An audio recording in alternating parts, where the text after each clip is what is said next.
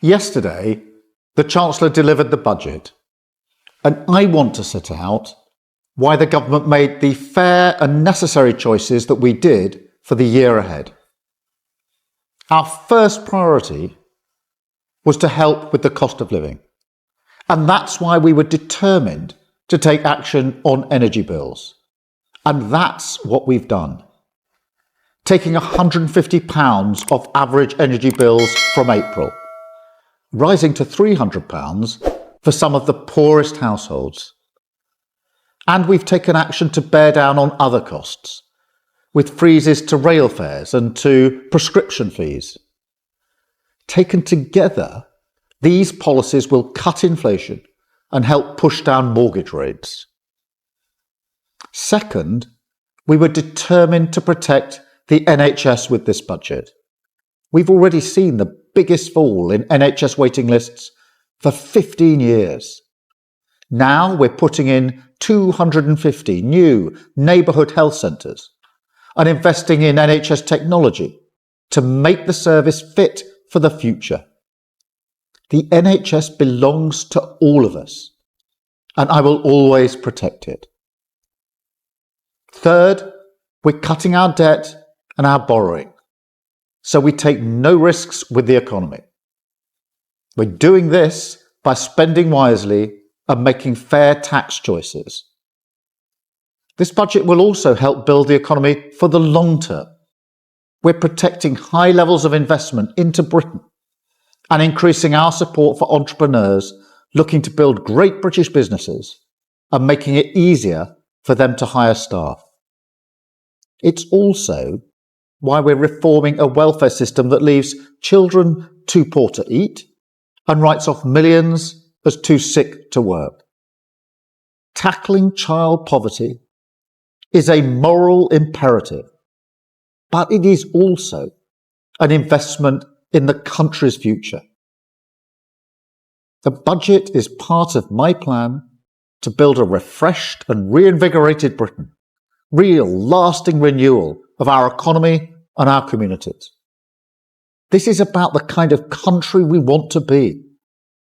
Do we want to keep drifting, watching living standards stagnate and opportunities shrink? Or do we want to invest in a Britain where effort is rewarded, where public services work, and where the next generation can look forward with confidence? I believe Britain can rise to this moment. By acting boldly today, we can restore confidence tomorrow. We will deliver national renewal so people have more money in their pockets, more opportunities to get on for themselves and their kids, stronger communities that they can be proud of, and a government that respects and works for them. We can move our country from drift to direction, from stagnation to strength. Working together, we will regain control of our future. We can together end the decline, rebuild the fabric of our country, and build a Britain where everyone can believe in the future again.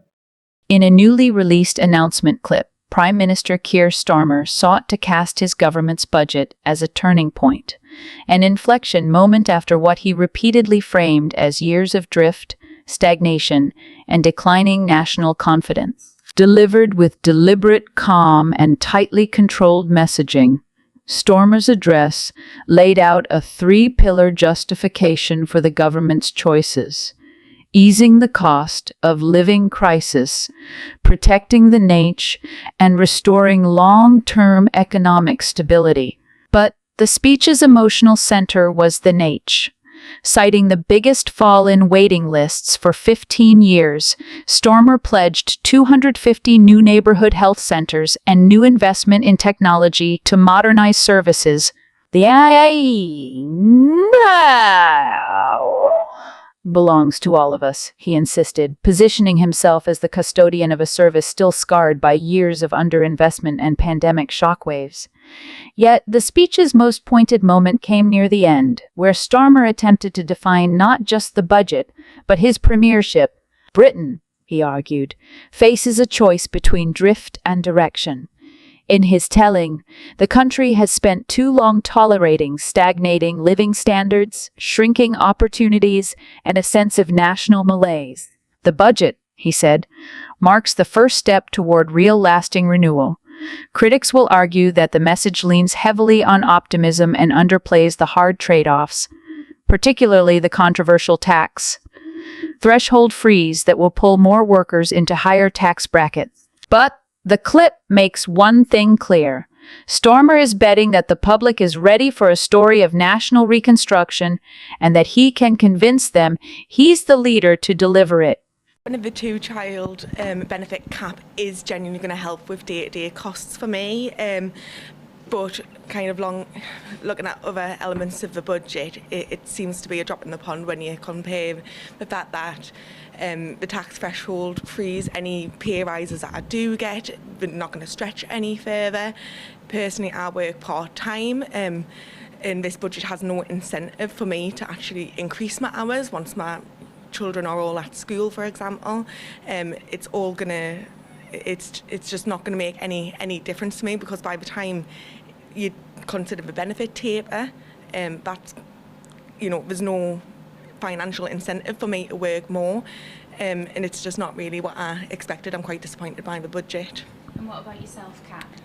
It's not really nothing what can really help me. I feel like more I'm struggle at the moment because I work full time, and it's really complicated for me to look after my child, be in the house, be full time as mom too, look after her, to go into all the after school clubs, and as I feel like I'm left, and it's like no helps for us.